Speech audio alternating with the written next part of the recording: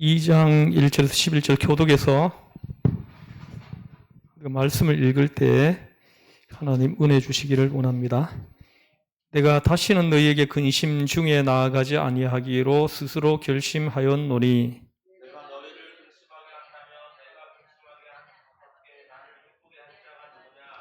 내가 이같이 쓴 것은 내가 갈 때에 마땅히 나를 기쁘게 할 자로부터 도리어 근심을 얻을까 염려함이요 또 너희 모두에 대한 나의 기쁨이 너희 모두의 기쁨인 줄 확신함이로라. 내가 마음에 큰 눌림과 걱정이 있어 많은 눈물로 너희에게 썼노니 이는 너희로 근심하게 하려 한 것이 아니요 오직 내가 너희를 향하여 넘치는 사랑이 있음을 너희로 알게 하려 함이라. 근심하게 한 자가 있었을지라도 나를 근심하게 한 것이 아니요 어느 정도 너희 모두를 근심하게 한 것이니 어느 정도라 함은 내가 너무 지나치게 말하지 아니하려 함이라. 이러한 사람은 많은 사랑에 서울을 받는 것이 마땅하도다. 그런즉 너희는 차라리 그를 용서하고 위로할 것이니 그가 너무 많은 근심에 잠길까 두려워하노라. 너희가 범사에 순종하는지 그 증거를 알고자 하여 내가 이것을 너희에게 썼노라. 무슨 일이든지 누구를 용서하면 나도 그하고 내가 만일 용서한 일이 있으면 용서한 그것은 너희를 위하여 그리스도 앞에서 한 것이니 이는 우리를 성탄에게 속지 않게 하려 함이라. 우리는 그 계책을 알지 못하는 바가 아니로라. 아멘. 고린도 교회 이야기인데요. 이 고린도 교회가 언제 세워졌죠? 고린도 교회가 세워진 시기가 기원 후 60년 기원 후로 얘기하시네요. 제가 여기서 집사님 정말로 역사에 기독교 역사에도 굉장히 밝으시네요. 사도 바울이 활동할 때가 기원 후 한 60년경 맞습니다. 그래가지고 그 네로 황제 때 이렇게 순교한 걸로 그렇게 기록되어 있거든요. 근데 이제 제가 이렇게 여쭤본 거는 뭐냐 하면은 이 고린도 후서를 사도 바울이 기록할 때 사도 바울의 그 선교 역사에서 어느 시점이냐 이것을 이제 좀 여쭤본 거예요. 사도 바울은 1차 선교 여행, 그다음에 2차 선교 여행, 3차 선교 여행 이렇게 4번 했습니다. 4차. 근데 사도행전에는 3차까지만 기록되어 있어요. 4차 선교 여행은 이렇게 바울 서신 전체를 연구할 때 나오는 찾을 수 있는 이야기예요. 로마 같은 경우에는 이제 사도 바울이 그 4차 여행을 가기 전에 3차 선교 여행을 하고 3차 선교 여행을 하고 돌아온 이후에 사도 바울이 체포되거든요. 체포돼가지고 가이사랴 필리포 감옥에서 약 2년 동안 이렇게 감옥에 갇혀 있습니다. 그리고 2년 후에 사도 바울이 항소를 해요. 항소. 시민권, 로마 시민권을 활용해가지고 상소합니다. 가이사에게 상소를 합니다. 상소를 안 했으면은 사도 바울이 풀려났을 거다. 성경 그렇게 기억하고 있어요. 그런데 이제 사도 바울이 상소함으로 인해 가지고 로마를 가게 됩니다. 그래서 사도 바울은 오심 재판을 받았어요. 오심 재판. 지금 우리나라는 삼심제도죠. 삼심제도. 대법원에서 확정하면 그걸로 대법원 판결하면 그걸로 확정이 돼버리는 겁니다. 지금은 또 사심을 만들려고 지금 민주당이 지금 입법을 하려고 지금 하고 있는 것 같더라고요. 사심 제도를 만들려고 하고 있어요. 굉장히 좀 위험한 그 시도다 그렇게 저는 판단을 합니다. 어쨌든 삼심 제도가 맞는 것 같아요. 너무 길게 가면은 너무 많은 돈이 이렇게 낭비가 된다는 거죠. 그리고 또 막 진이 다 빠지죠. 자, 어쨌든 사도 바울은 오심 재판을 받았습니다. 재판을 받고 난 다음에 상소를 해가지고 로마로 갑니다. 이 로마로 사도 바울이 들어갈 때는 제수의 신분으로 갔다는 거예요. 제수의 신분. 신분으로 들어가서 이때 바울이 가이사에게 재판을 받기까지 약 3년 동안 공백이 있었습니다. 3년을 기다려서 재판을 받은 거예요. 그래서 요 3년 요 기간 동안을 특별히 이제 이렇게 로마 법정이 사도 바울을 배려해가지고 가택연금을 시켰어요. 감옥에 가두지 않고. 가택연금을 시키고 그 자택을 하나 만들어 놓고 거기에 이제 문 밖으로 못 나오게 하는 이런 이제 연금을 했다는 거죠. 그래서 우리도 가택연금 명령하죠. 법원에서 판단하니까 김영삼 전 대통령도 가택연금 중에 23일 단식을 하고 이런 역사가 있잖아요. 그죠? 있는데 이때 이 가택연금을 시켰는데 이 집을 브리스길라와 아굴라 부부가 마련해 줬다. 이렇게 기록을 합니다. 그래서 브리스길라 부부가 마련해 준 그 집에서 새 집에서 2년 동안 3년이 아니고 죄송합니다. 2년입니다. 2년 동안 이 집에 머물면서 제자 훈련을 시킵니다. 자기가 나가지는 못하지만 찾아오는 사람들은 자유롭게 사도 바울을 만나가지고 그 집 안에서는 무엇이든지 다 할 수 있었어요. 그게 허락이 되었다는 거죠. 그래서 2년 동안 찾아오는 사람들을 제자 훈련 계속 시켰습니다. 그들이 그 2년 동안에 이 집에서 훈련받은 그리스도인들 제자들이죠. 오전 설교로 한다면 소금입니다. 소금. 이들이 로마를 바꾼 거예요. 엄청납니다. 사실은 로마서 1장을 보면은 로마 교회가 신앙생활을 잘 한다고 소문이 난 교회라고 이렇게 로마서는 말을 합니다. 한번 잠깐 찾아볼까요? 로마서 1장을 한번 펴보세요. 로마서 1장을 보면은 8절, 로마서 1장 8절을 한번 보세요. 찾았으면 같이 읽어보겠습니다. 시작. 먼저 내가 예수 그리스도로 말미암아 너희 모든 사람에 관하여 내 하나님께 감사함은 너희 믿음이 온 세상에 전파됨이로다. 보십시오. 너희 믿음이 온 세상에 전파됨이로다. 이 로마 교회의 교인들이 믿음이 좋았다는 거죠. 우리 한국 교회 성도들의 이 믿음의 소문이 전 세계에 퍼져 있습니다. 지금 그 한국 교회는 아주 열심히 특심이잖아요. 새벽기도 다 하잖아요. 이 새벽기도 하는 교회는 한국 교회밖에 없습니다. 전 세계에서 새벽기도를 하는 곳이 있는데 우리 한국 교회 선교사님들이 파송되어 가지고 선교하는 선교지에서는 새벽기도를 하는 데도 있다 그러더라고요. 그 외에는 새벽기도를 하는 교회는 한국밖에 없어요. 그래서 한국 교회가 신앙생활을 잘하기로 전 세계에 소문이 나 있는 교회라는 거예요. 그 속을 알지도 못하고 그러는 거예요.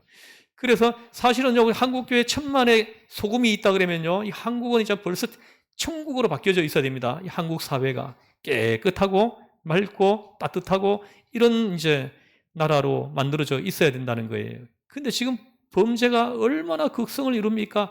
살인이 얼마나 많습니까? 자살률이 얼마나 높습니까? 지금 너무나 심각하죠, 그죠? 이거는 뭐냐면 그 1000만 명이라는 그 소금이 쓸데없는 소금들로 가득 차 있다라는 거죠. 정말로 제대로 된 소금이 1000만이 있다 그러면 어떻게 이 한국이 뒤집어지지 않을 수가 있겠냐 이거예요. 그래서 사도 바울도 보십시오. 이 로마서를 먼저 써서 보냈습니다. 사도 바울이 로마를 가기 전에 로마서를 먼저 기록해가지고 이 로마서는 고린도에서 기록했어요. 고린도 교회에서 기록했습니다. 고린도에서 기록해가지고 로마로 보냈습니다. 그리고 난 다음에 약 3년 뒤에 제수의 몸으로 로마로 간 거예요. 로마서가 로마 교회에 도착해가지고 로마 교인들한테 이미 읽혀지고 있었어요. 그리고 또 성경 공부도 하고 있었습니다. 로마서를 가지고. 그리고 난 다음에 사도 바울이 제수의 몸으로 갔습니다. 이 집에 가택연금이 되었을 때 이 로마서를 다시 한번 강의한 거죠. 찾아온 사람, 로마서를 여러분들 읽어보셨겠지만은 여러분들이 해석이 됩니까? 뭐 이해가 잘 돼요? 정말 어렵습니다. 이 교리 서신이기 때문에. 교리 서신이기 때문에 매우 어려워요. 그래서 로마서를 받아본 로마 교회 교인들이 해석이 안 되는 데가 많은 거예요. 그때 사도 바울이 이제 로마에 와가지고 이 집에 있는 거예요. 그래서 로마서를 들고 가가지고 해석이 안 되는 부분들을 집중해서 물어보면서 사도 바울은 그걸 해석해 주면서 이렇게 자연스럽게 제자 훈련이 이루어진 거죠. 그래서 왜 사도 바울이 이 로마 교회의 믿음의 소문이 온 세상에 전파될 정도로 신앙생활을 잘 하고 있는데 왜 사도 바울이 이 로마를 그렇게 가려고 했냐는 거예요. 그리고 로마서 16장을 써서 보내고 그 후에도 또 가려고 했냐는 거죠. 이것은 이제 사도 바울의 선교 전략에 의해서입니다. 사도 바울은 그 전 세계 복음화가 사도 바울이 하나님 앞에 받은 미션이거든요. 전 세계 복음화. 그 선교 전략에 의해 가지고 사도 바울이 선교 전략으로 짠 것이 뭐냐? 로마를 먼저 정복하자. 이렇게 된 거예요. 로마를 먼저 복음으로 정복하자. 이렇게 된 거죠. 그래서 사도 바울이 그래서 로마를 정복하면은 복음 전파가 전 세계로 이루어질 거다. 이렇게 내다본 거예요. 이 사도 바울의 이 선교 전략은 뭐 100년, 300년 뒤를 내다보면서 짠 선교 전략입니다. 근데 이 사도 바울의 이 선교 전략은 그대로 적중했죠. 그래서 이 로마의 이 집에서 2년 동안 훈련시킨 그 그리스도의 사람들이 로마를 바꿨습니다. 로마를 바꾼 그들이 전 세계로 선교사를 보낸 거예요. 그래서 세계 복음화가 계속해서 이루어졌죠. 그래서 이 세계 복음화가 약 130년 전에 계속 이루어지면서 조선 땅에까지 들어왔다는 거예요. 그래서 우리 한국에도 이제 기독교 역사가 130년 지금 지났죠. 그래서 130년 전에 여기까지 들어오게 한 거, 이게 사도 바울의 선교 전략에 의해 가지고 이루어진 겁니다. 이것까지 우리가 볼 수 있어야 돼요. 그래서 사도 바울이 그러면은 이 신앙생활을 잘하고 있는 사람들 그대로 가만 내버려둬도 저들을 통해 가지고 세계 복음화가 이루어지지 않겠느냐 이렇게 생각할 수 있을지 모르는데 사도 바울이 보는 시각은 그게 아니었었어요. 사도 바울이 보는 시각은 저 정도 신앙을 가지고는 세계 복음화는커녕 로마도 바꾸지 못한다 이렇게 본 거예요. 그래서 그냥 어느 정도 이렇게 그냥 신앙생활을 사람들이 볼 땐 그냥 잘한다 하는 정도 수준인 거예요. 근데 저 정도 가지고는 세상을 바꿀 수 없을 거다라고 판단한 거죠. 그래서 저들이 로마를 바꾸려면은 로마를 바꿔서 세계 복음화가 이루어지게 하려면은 저들을 확실하게 소금을 만들어야 된다 생각한 거죠. 확실하게. 그래서 요 2년 동안 이 집에서 사도 바울이 집중 훈련을 시킨 거예요. 그래서 이때 훈련받은 사람들이 극소수입니다. 극소수인데 이들에 의해서 또 제자가 만들어지고 그들에 의해서 또 제자가 만들어지고 이렇게 해가지고 이렇게 로마가 이제 복음화되고 사도 바울이 순교당한 이후에 거의 정확하게 300년 뒤에 로마가 기독교 국가로 선포되어지는 그런 놀라운 기적과 같은 일이 일어나잖아요. 그래서 여러분 보십시오. 더 길게 설명할 수는 없는데 사도행전 할 때 제가 이미 이걸 다 말씀을 드렸는데요. 그래서 이 사도 바울이 3차 선교 여행 때 사도 바울이 에베소라는 곳에서 복음을 전했는데 이 에베소의 교회를 3년 만에 교회를 세워놓고 잠시 고린도로 갑니다. 2차 선교 여행 보세요. 2차 선교 여행 때 고린도 교회를 세웠어요. 2차 선교 여행 때 고린도 교회를 세웠는데 이 고린도 교회를 세운 기간이 얼마 걸렸어요? 18개월입니다. 1년 6개월이에요. 1년 6개월 동안 고린도에 체류하면서 복음을 전해가지고 세운 교회가 고린도 교회이라는 거예요. 그리고는 사도 바울이 3차 선교여행으로 에베소로 갔죠. 에베소에서 3년을 머뭅니다. 3년을 머무면서 에베소 교회를 세우고, 그리고 난 다음에 예루살렘으로 가기 전에 이 2차 선교여행 때 세웠던 이 고린도 교회를 잠시 들립니다. 들려가지고 여기서 약 3개월을 머물러요. 3개월. 그리고 겨울을 여기서 보냅니다. 그래서 이 3개월을 머물면서 여기서 3개월 머물면서 써서 보낸 편지가 로마서입니다. 이 로마서를 써서 보내고 자기는 예루살렘으로 온 거예요. 예루살렘으로 이때 고린도 교회가 구제 헌금을 한 게 있었어요. 예루살렘 교회가 수년 동안 극심한 가뭄이 흉년이 들어가지고 먹을 게 없었습니다. 그래가지고 고린도 교회가 예루살렘 교회를 돕기 위해서 헌금을 했어요. 그걸 모아놓은 게 있었는데 그 헌금을 들고 사도 바울이 예루살렘으로 가는 거예요. 이때 예루살렘으로 갔다가 사도 바울이 체포되는 거예요. 체포돼가지고 가이사랴 필립보 감옥에, 가이사랴 필립보가 아니고 지중해 이쪽에 있는 그 가이사랴라는 곳이 있어요. 가이사랴. 이 가이사랴에 있는 감옥에 갇혀가지고 약 2년을 보냅니다. 2년을 보내면서 오심 재판을 받은 거예요. 오심 재판을 받고, 그리고 상소를 해가지고 로마를 가게 된 겁니다. 그래서 지금 이 4차 선교여행은 사도행전에 기록이 안 돼 있는데, 이 사도 바울이 여기서 이 집에서 2년을 보내고 난 뒤에 한 번 더 선교여행을 해요. 이거는 사도행전에 기록이 안 돼 있어요. 그 바울 서신 전체를 살펴보니까 한 번 더 선교여행을 했다는 사실이 발견되는 거예요. 이때 세워진 교회가 그레데 교회입니다. 그 4차 선교여행 때 세워진 교회가 그레데라는 교회가 있어요. 이거는 사도행전에 없는 교회거든요. 이게 4차 선교여행 때 세워진 교회라는 거죠. 이렇게 됐습니다. 근데 이제 오늘 이 본문으로 이제 들어가면은, 1절을 봐보세요. 고린도 후서 2장 1절을 한번 읽어보죠. 시작. 내가 다시는 너희에게 근심 중에 나아가지 아니하기로 스스로 결심하였노니 합니다. 자, 보십시오. 내가 다시는 너희에게 근심 중에 나아가지 아니하기로 스스로 결심했다. 이게 무슨 말이냐 하면요, 이거는 사도행전을 공부해야만이 이 근심이 어떤 근심인지 알 수 있어요. 사도행전 18장 1절에서 한 11절 그 사이를 보면은 고린도 교회를 세운 후에 고린도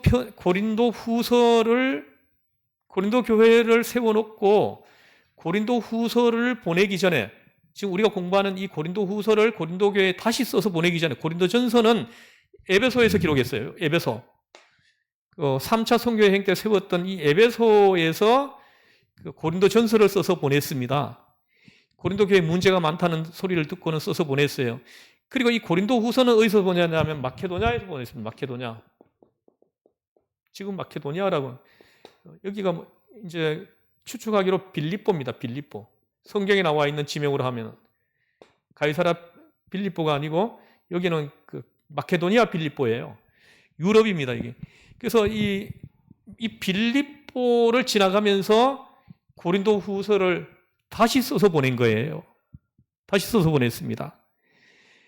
그런데 이 고린도 후서 편지를 보내기 전에 사도 바울이 두 번째로 고린도를 방문한 적이 있었다 하는 사실을 우리가 확인해요. 이때 고린도 교회 악행을 심하게 책망을 했다는 거죠. 고린도 교회에 있는 분파, 음행, 또 은사 문제, 이런 거 가지고 막 심하게 다투고 있는 것을 보고는 사도 바울이 이렇게 고린도 후서를 편지를 보내기 전에 두 번째로 방문해가지고 이걸 심하게 책망을 했다는 거죠. 심하게 책망을 했어요. 그런데 오늘 이거 보세요. 1절에 보면 내가 다시는 너희에게 근심 중에 나아가지 아니하기로 스스로 결심하였노니, 이게 무슨 말이냐 하면은 제가 두 번째로 방문해가지고 고린도 교회의 그 악한 부분들을 심하게 책망하고 온 적이 있는데 또다시 고린도 교회를 책망하기 위해서 그곳을 가기를 원치 않는다. 이런 말이에요. 또 가서 또 책망을 하려고 하니까 여러 가지가 걸리는 거예요. 여러 가지가.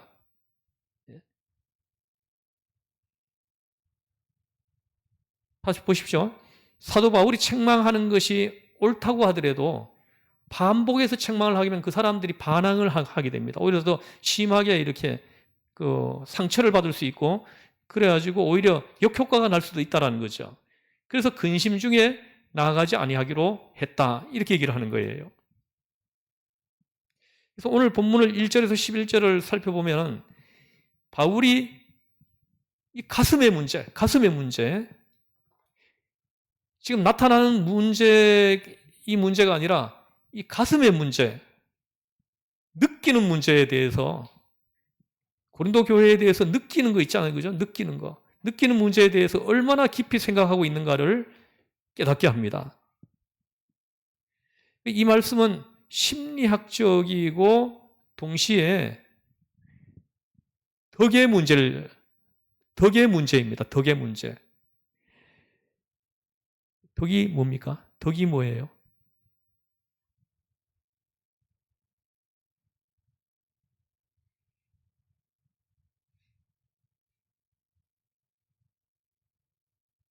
이 덕은 지식의 문제가 아니죠. 그죠? 지식의 문제가 아닙니다. 흔히 말하는 바 똑똑하다 하는 것은 덕 있는 것하고는 전혀 틀립니다. 검색해 본 것 같아요. 그리고 어쨌든 내가 이제 설명할게요. 덕이 뭔지. 거기서 말 사전적 의미하고 사도 바울이 여기서 말하는 이 덕하고는 좀 차이점이 있어요. 제가 그걸 이제 설명해 나가려고. 이번 주에는 사도 바울의 그 덕의 문제를 지금 얘기한 사도 바울의 덕의 문제 이걸 지금 하려고 하는 거예요. 자, 여러분 보십시오. 우리가 자꾸 따지고 옳으냐 그러냐 하죠. 그죠? 우리 맨날 이것 때문에 문제가 생기잖아요. 그죠?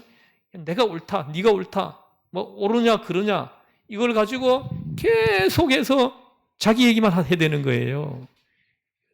그러니까 이게 문제가 해결되는 것이 아니라 계속 점점 문제가 커지는 거죠. 그죠? 커지게 되는 거예요. 그래서 여러분 보세요. 그러면은 우리가 자꾸 따지고 옳으냐 그러냐 하는데 그렇게 따져보아야 남는 것은 뭐밖에 없어요? 여러분들도 그런 체험이 없습니까? 막 옳으냐 그러냐 하면서 막 이렇게 막 따지고 난 다음에는 내 주장이 먹혔다고 하더라도 남는 게 뭐예요? 예? 뭐가 남아요? 그러니까 없으면 괜찮은데요. 네? 반감이 납니다. 사실요, 그렇게 해가지고 내 말이 있잖아요. 옳다는 걸 증명해 보였다고 하더라도 남는 거는 죄밖에 없어요. 죄만 남습니다. 하나님 앞에 죄만 남아요. 그래서 이기면 어쩌겠다는 겁니까? 저도 이제 이 말씀을 준비하면서 좀 많이 좀 찔리고 또 내가 좀 과거에 내가 했던 행동들이 자꾸 떠오르고 그리고 좀 회개하게 합니다. 원래 저는 다혈질이거든요. 급하고. 그래서 다혈질인 사람들이 굉장히 급하잖아요. 그죠? 그래가지고 뭐 이렇게 정의를 수호한다는 명분으로 막 그냥 막 뒤집어 엎고 막 하잖아요. 그죠? 화를 내고 막 하잖아요. 그죠? 정말 지금 생각해 보면은 참 부끄러운 모습을 보였을 때가 많았습니다. 나는 정의를 행사하는 거예요. 정의를. 그래가지고 제가 신학대학 다닐 때 실천조에 가지고 이렇게 책상을 막 둘러가지고 엎은 적도 있었어요. 학교가 분명히 잘못했습니다. 그러니까 내가 그렇게 난장판을 쳐놨는데도 날 징계도 못하는 거예요. 학교가. 못했는데 내가 옳은 일을 하긴 했는데 남는 거는 뭐예요? 내가 과격한 사람으로 사람들은 나를 과격한 사람이다. 이렇게 인식하게 만드는 거예요. 사실 내가 그걸 그렇게 함으로 인해 가지고 덕을 본 사람까지도 나한테 고마워하기보다는 과격한 사람이다. 이렇게 인식을 하더라는 거예요. 나중에 돌이켜 보니까는 그래요. 그래서 내가 그때 내가 한 그 행동이 성경적인 행동이 아니었다 하는 사실을 나중에 이제 깨닫는 거죠. 그래서 좀 다혈질적인 사람들은 굉장히 급해요. 막 다다다다다다 하잖아요. 그냥 막. 예? 뭐 이렇게 좀 이렇게 옳지 않는 것을 보면은 그 자리에서 막 이렇게 공격하고 막 하잖아요. 저만 그런가 봐요.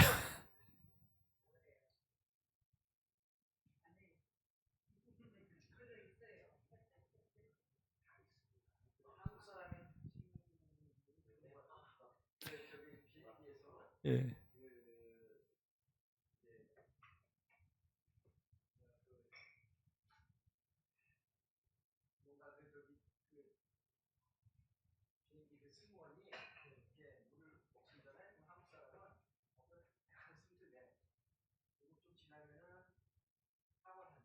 예.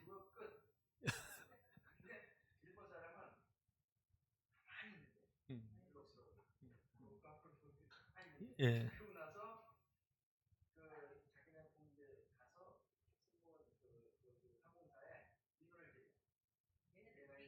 그럼 어느 쪽이 더 나쁜 거예요?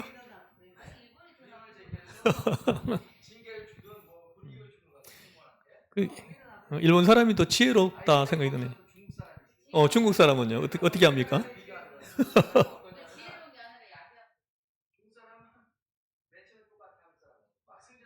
예. 중국 사람 막 성질을 내고.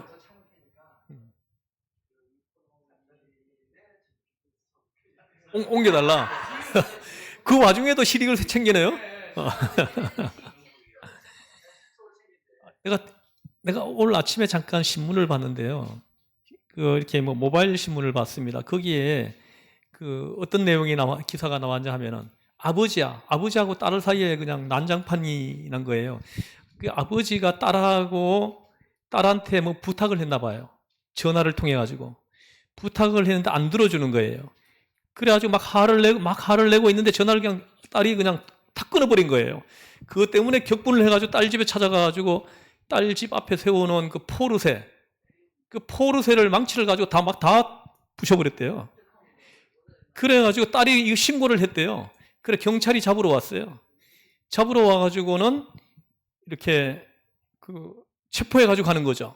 체포해가지고 가는데 그 경찰차 안에서 수갑을 채웠는데 발로 막 차가지고 그 안에 또 기물을 또 파손했다네요.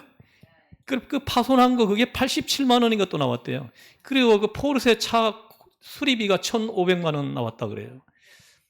그래가지고 여러분 보십시오. 참 우리가 이제 그 사람들이 이렇게 참 이 훈련이 좀 안 된 것 같아요. 저 같은 경우에는 거기까지는 안 가는 것 같아요. 그런데 막 화가 나가지고 막 하다가도 막 나가다가도 내가 목사지 하는 생각을 하는 거예요. 내가 목사지. 그러니까 더 화를 못 내는 거기서 멈추는 이런 일들도 많이 있었던 것을 고백합니다. 여러분들도 막 이렇게 그냥 마음에 생기는 대로 막 하다가 내가 시흥전원교 집사이지 장로이지 이러면 더 못 나가지 않겠습니까? 그죠? 이게 정체성이에요. 이게 소금의 정체성입니다. 그래서 그럼 덕이 뭡니까? 우리가 그렇게 해가지고 이긴다 한들 우리한테 돌아오는 유익이 뭐냐는 거예요. 뭐 어디 또 뭐 보상금 조금 더 받을 수 있고 뭐 이런 거는 있을 수 있지만은 결국은 보면은 복음 전파를 못하게 하는 그런 이제 결과로 이어지더란 말이에요. 그래가지고 내 말이 먹히겠습니까? 복음 전파할 때 그 복음 전파를 받아들이겠습니까? 이거죠. 그럼 사도 바울이 오늘 본문에서 사도 바울이 하는 이 말을 살펴볼 때 사도 바울이 얼마나 덕이 있는 사람인지를 깨닫게 해요. 그럼 덕이 무엇이냐는 거예요. 오늘 본문을 통해서 느껴지는 사도 바울의 덕은 바보가 되는 거예요. 약간 바보가 되는 것입니다. 이게 그리스도인의 덕이에요. 좀 바보가 되는 거예요. 내가 막 우겨가지고 막 들이빛 받아가지고 이기는 것이 아니고 뻔히 알면서도 져주는 거예요. 져주고 물러서 주는 거죠. 이게 오늘 오늘 본문에서 사도 바울이 보여주는 덕입니다. 사실은 고린도 교회의 문제점을 환하게 꿰뚫어 보고 있어요. 사도 바울이 꿰뚫어 보고 있어요.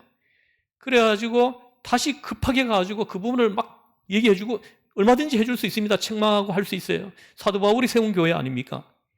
막 할 수가 있습니다. 그런데 안 가는 거예요. 여기 그 1장 21절인가 거기 한번 봐보세요. 어디입니까?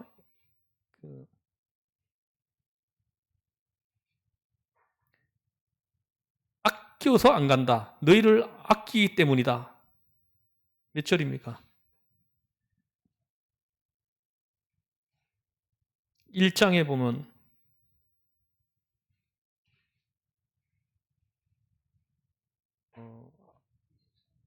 23절에 보면 있네요. 한번 읽어볼까요? 시작. 내가 내 목숨을 걸고 하나님을 불러 증언하시게 하노니 내가 다시 고린도에 가지 아니한 것은 너희를 아끼려 함이라. 아멘. 보십시오. 이게 사도 바울의 덕이에요. 사실은 사도 바울이 세운 교회 아닙니까? 그 난리를 치고 있는 고린도 교회에 당장 달려가가지고는 막 난리를 치고 싶으죠. 막 책망하고 막 뭐 치리하고 막 하고 싶죠. 그죠? 그런데 안 가는 거예요. 그 이유가 뭐냐면 아끼기 때문이다. 이렇게 얘기를 하는 거예요. 그래서 오늘 이 본문을 통해 가지고 사도 바울이 보이는 이 덕은 좀 바보 같다는 거예요. 충분히 가서 이렇게 저렇게 밝힐 수 있습니다. 옳고 그름을 이렇게 밝힐 수 있는데 안 간다고 하는 거예요. 그 이유가 아끼기 때문이라고. 이렇게. 보통 사람들은 당장 달려가가지고 옳고 그름을 밝혀가지고 정리하려고 한다는 거죠. 그리고 상대방의 마음을 편안하게 해주는 거. 이게 덕이에요. 오늘 본문을 통해 가지고 사도 바울의 덕을 느끼게 하는 것은 상대방의 마음을 편안하게 해주는 거라는 거죠. 편안하게 해주는 겁니다. 바로 이것이 오늘 본문에서 말하는 덕성입니다. 현대인에게 결정적인 약점이 바로 덕의 부족입니다. 덕이 부족해요. 이 보아하면은 요새는 뭐 똑똑하다, IQ가 높다, IQ가 몇이면 높다고 하는 거예요. 이렇게 평범한 사람들이 IQ가 몇이에요?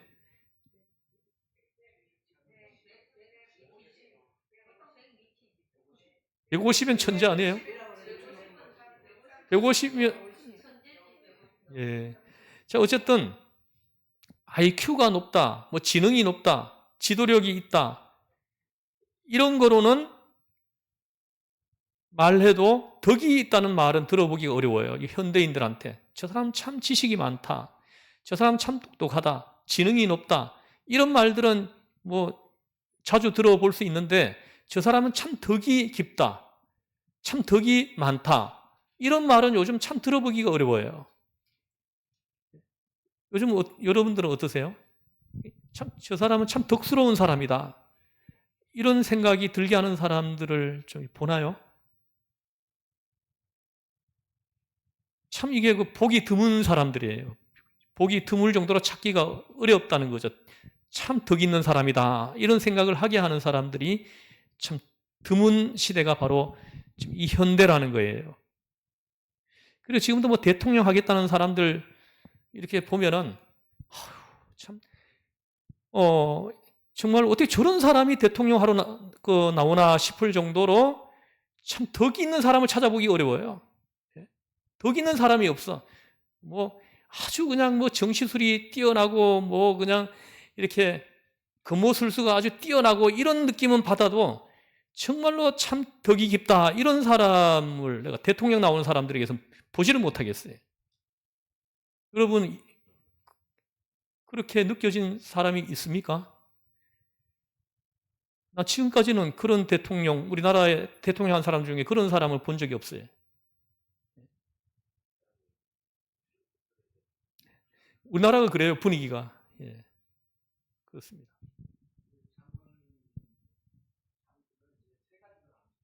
예, 장군을 세 가지로 용장, 원장이요? 지장이 있고 덕장이 있고 용장, 지장, 덕장. 예. 저도 그럴 것 같아요. 그죠? 이렇게 인격으로 그 좋은 인성으로 그 사람들을 이렇게 좀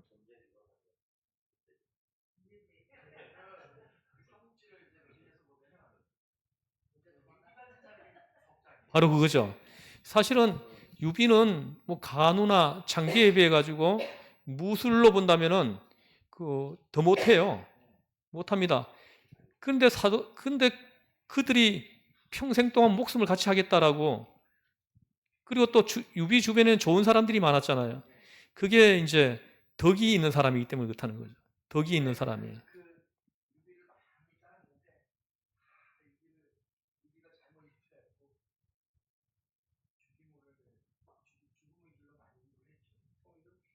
예, 무슨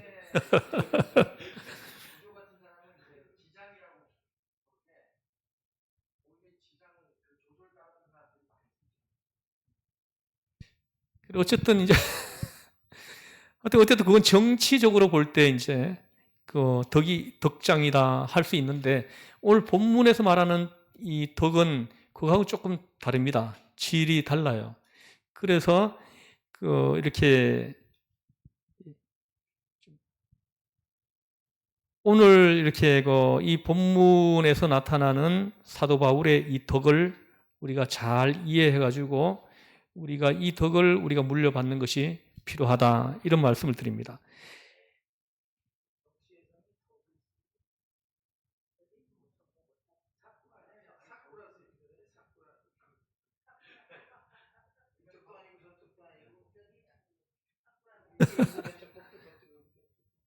예.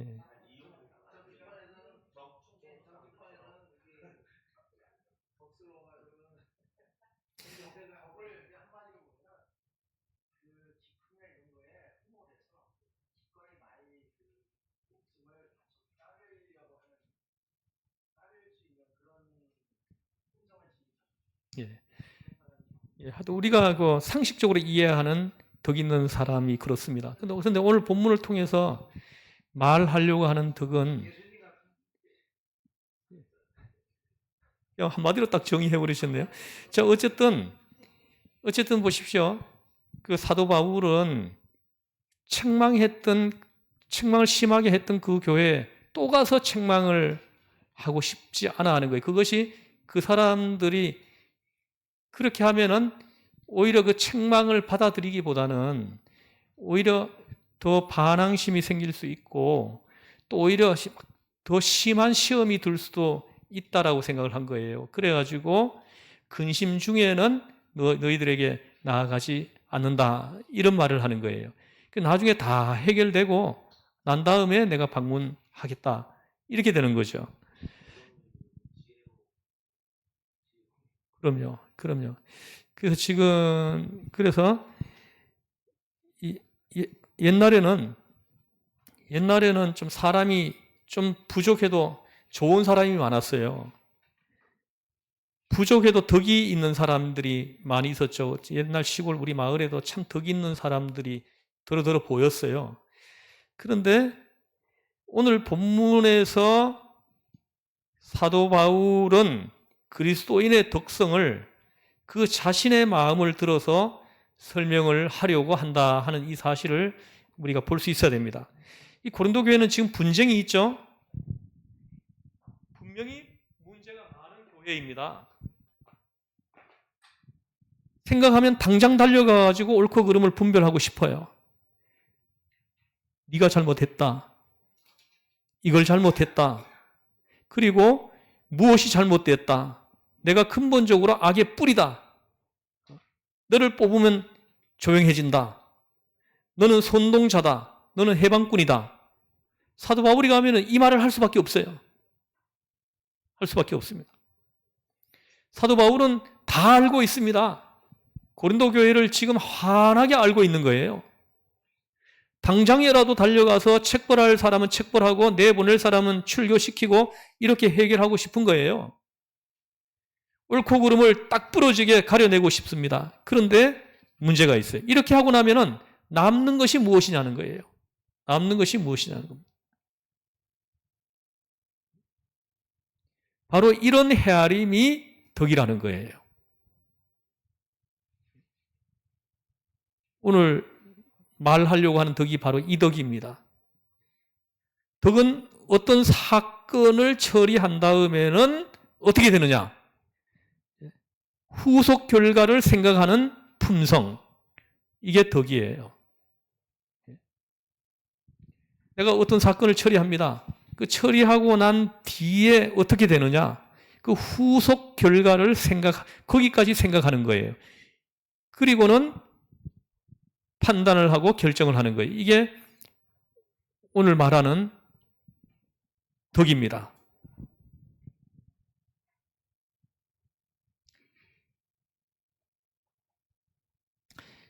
그래서 우리들은요, 그렇게 생각하지 못하는 데 문제가 있다는 겁니다. 내가 이 말을 할 때 후속 결과가 어떻게 될지 눈에 보이는데도 계속 다다다다 하는 거예요. 그러니까 이게 덕이 말하는 오늘 본문을 통해서 우리가 깨닫는 건 이 덕의 부족함이에요. 덕의 부족함으로 일어나는 일이라는 거죠. 지금 하고 싶은 말을 다 해버린다고 되는 것이 아니지 않습니까? 사도 바울이 이거예요. 지금 하고 싶은 말이 있어요. 있는데 그걸 다 해버리본다면은 그 후속 결과가 어떻게 되는지 그것까지 지금 염두에 두고는 생각을 하고 이 말을 하는 거예요. 그 다음에 어떻게 될 것이냐? 지금 하고 싶은 말을 다 해버리면은 그 다음에 어떻게 될 것 같아요? 상처만 남죠. 상처만 남습니다. 그리고 비판의 눈만 밝아진다는 거죠. 비판의 눈만 밝아져 자꾸 비판할 것만 보이는 거예요. 그런 다음에 고린도 교회가 깨끗해질 것 같지만은 깨끗해집니까? 그렇지 않습니다. 이제부터는 비판하는 눈이 더 밝아집니다. 그래서 이제는 이 사람이 나쁘고 그 다음에는 저 사람이 나쁘고 누구 때문이고 이런 교회가 되고 마는 거예요. 우리는 비록 작은 교회이라고 하더라도 덕 있는 교회가 되어서 서로 사랑하고 내가 저분에게 이 말을 하면은 그 후속 결과가 어떻게 될지 그것까지 생각하면서 말을 하고 이렇게 해서 혹시라도 상처받는 말을 하지 않도록 하고 이렇게 해서 아껴주고 보듬어주고 이렇게 또 이렇게 좀 힘든 일이 있어가지고 넘어지는 사람이 있으면은 가서 손잡아서 일으켜주고 좀 이런 교회를 사도 바울은 지금 머리에 그리면서 이 말을 하고 있는 거예요. 그럼 이런 교회가 되라는 거죠. 그래서 사도 바울이 이런 교회를 만드는 비법으로 제시한 게 뭐예요? 사랑입니다. 고린도전서 13장 한 장 전체에서 사랑을 얘기합니다. 이 사랑만이 이 문제를 해결할 수 있다고 해법을 제시한 거예요. 이 사랑은 어떤 사랑입니까? 대속의 사랑이에요. 예수님이 내 죄를 대속하시기 위해서 십자가에 못 박혀 피 흘려 죽으신 그 대속의 사랑을 말씀하는 거예요. 그 사랑만 있으면 모든 문제가 다 풀린다라는 거예요. 우리가 깨끗하고 의인이어가지고 예수님이 그 의인인 나를 위해서 십자가 못 박혀 죽은 것이 아니잖아요. 나를 그대로 내버려 두었다면 내 죄와 허물과 흠 이런 것들 때문에 내 영혼이 멸망받아서 지옥 유황불에 떨어질 수밖에 없는 그런 존재였는데 그런 나를 그 흠을 지적하지 않고, 그 허물을 지적하지 않고, 그 죄를 있잖아요, 책망하지 않고, 그 문제를 해결해 주기 위해서 십자가를 지시고, 그리고 십자가에 매달려 못 박혀 피 흘려 죽어주시지 않았습니까? 그것이 대속의 사랑이에요. 그 대속의 사랑을 우리가 받았지 않느냐는 거예요. 그러면 내 주변에 있는 사람들, 우리 교회 구성원들 중에 혹시 나를 섭섭하게 하고 나를 좀 힘들게 하는 사람이 좀 혹시 있더라도 그걸 공격하기보다는, 그 막 덤벼들기보다는 기도해주고 덮어주고 안아주고, 예수님이 내 죄를 대속하시기 위해 십자가에 못 박혀 피 흘려주고 오신 그 대속의 사랑에 비하면 내가 베풀어 줄 수 있는 이 사랑은 아무것도 아닌데 그걸 못하고 있다는 거예요. 그걸 못하고 있다는 거죠. 우리는 어마어마한 은혜를 받았잖아. 사랑을 받았잖아요. 그죠? 가만 내버려뒀으면 내 죄로 인해 가지고 내 영혼이 멸망받아서 지옥 요한불에 떨어질 수밖에 없는 그런 존재였는데, 그런 나를 무조건 사랑하셔서 아무 죄도 물어보지 않고 그냥 그 죄를, 문제를 해결해 주시기 위해서 십자가에 달리시지 않았습니까? 그 은혜를, 그 사랑을 우리가 받았지 않습니까? 그러면 우리는 내 주변에 우리 교회 공동체 구성원들 중에 조금 나를 괴롭히는 사람이 있더라도 얼마든지 그걸 이렇게 포용하고 감싸주고 안아주고 해줄 수 있지 않을까요? 이런 교회가 되면 우리 교회가 사도 바울이 원하는 이상적인 교회가 될 수 있다는 거죠. 이런 교회가 된다면. 근데 요즘은 조금만 이제 상처되는 말만 들으면 있잖아요, 바로 시험이 들어버려요. 이게 있잖아요, 기본기가 안 돼 있어서 그렇습니다. 소금인 우리가 기본기가 훈련되어 있지 않아서 그런 거예요. 소금은요, 멘탈이 굉장히 강합니다. 어떤 말을 들어도 이게 상처가 안 돼요. 근데 내가 어떤 말을 들었을 때 상처가 된다는 것은 기본기 훈련이 안 돼 있다는 거죠. 저도 그 개척교회 3년, 여기 와서 지금 딱 18년 지났네요. 21년 동안 목회를 하면서 제가 멘탈이 굉장히 강해졌습니다. 이제 웬만한 사람들이 나를 좀 힘들게 해도 제가 아무렇지도 않아요. 아무렇지 않은 건 아닙니다. 그래서 저도 상처받아요. 상처 아파요, 저도. 아프지만 견딜 수 있는 그런 훈련이 됐다라는 거죠.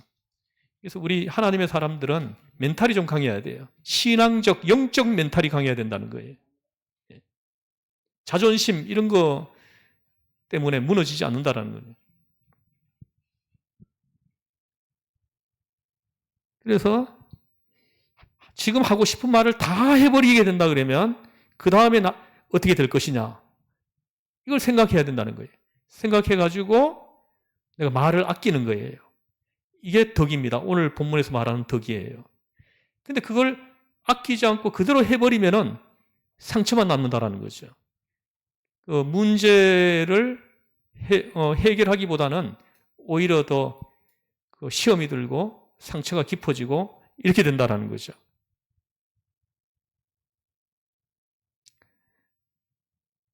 그래서 지금 사도 바울이 고린도 교회를 향해서 하고 싶은 말을 다 해버린다면은 고린도 교회가 깨끗해질 것 같지만은 자기들이 해결을 하고 막 다시 이렇게 회개하고 그리고 다시 이렇게 질서를 잡고 이렇게 깨끗해질 것 같지만은 그렇지 않다라는 거예요. 사도 바울이 이것까지 생각하는 거예요. 그래서 말을 조심해서 하는 거예요. 여기 오늘 보세요. 4절을 한번 읽어볼게요. 시작. 내가 마음에 큰 눌림과 걱정이 있어 많은 눈물로 너희에게 쏟노니 이는 너희로 근심하게 하려 한 것이 아니요 오직 내가 너희를 향하여 넘치는 사랑이 있음을 너희로 알게 하려 함이라. 아멘. 여기 보십시오. 지금 내 마음에 큰 눌림이 있다는 거죠. 큰 눌림과 걱정이 있다는 거. 이게 뭡니까? 저번에 가서 책망한 것 때문이에요. 저번에 가서 심하게 책망을 했거든요. 그 책망을 들은 그 사람들이 지금 어떤 상태에 있을지 그게 자기를 계속 눌리는 거예요. 이 눌림이 있는 거예요. 여러분들도 이런 체험 해보시지 않았습니까? 그래서 혹시 그때 책망한 것 때문에 이 사람들이 믿음에서 혹시 떠나지는 않을까? 교회 나오지 않으면 어떡하나? 이런 걸로 큰 걱정이 있고 이 걱정이 눌림이 되는 거예요. 영적 눌림이 되는 거예요. 저는 이 목회를 해보니까 사도 바울의 이 눌림이 어떤 눌림인지 알겠고요. 그리고 이 눌림이 얼마나 아픈지 제가 알겠어요. 저도 이 목회를 하다 보면은 이 교인이 떠날 때가 있습니다. 교인이 떠날 때는 좀 심한 눌림을 받아요. 심하게 눌려요. 정말 너무너무 아픕니다. 거기다가 또 정말 좋은 사람이 떠나면은 더 심하게 아파요. 그래가지고 한 몇 개월 동안 거기서 헤어나질 못합니다. 그 눌림에서. 그럴 때 하나님은 또 새로 다른 사람을 보내주셔가지고 회복시켜 주시기도 하는데, 그래서 이 영적 눌림은 정말로 이거 뭐 육체적 고통 이런 것들은 아무것도 아닌 거예요. 아무것도 아닙니다. 정말 심한 눌림입니다. 그리고 보세요. 많은 눈물로 너에게 쏟노니 이렇게 합니다. 눈물을 흘리면서 이 편지를 지금 쓰고 있는 거예요. 그래서 고린도 후서를 눈물로 쓴 편지라고 합니다. 눈물로 쓴 편지. 오늘 이거 성경 공부 제목을 눈물로 쓴 편지 이렇게 잡으면 되겠네요. 요하나. 그래서 어쨌든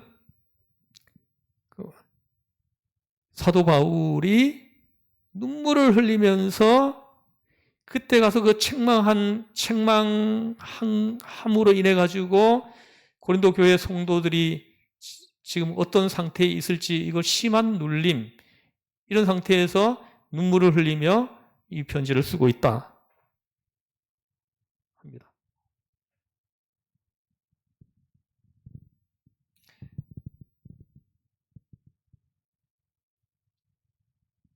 그래서 사도 바울은 고린도 교회에 성급히 가지 않는다. 안 가고 보니까 편지만 하고 안 갔더니 비난하는 사람들이 이로 인해서 또 생깁니다. 그래서 이 부분은 제가 다음 주에 또 공부를 하도록 하겠습니다. 굉장히 좀 깊이 들어갈 부분이 있는데 다음 주에 이 부분을 더 다시 좀 더 깊이 공부를 하도록 하겠습니다. 오늘 여기서 기도하고 오늘 마치도록 하겠습니다. 하나님 아버지,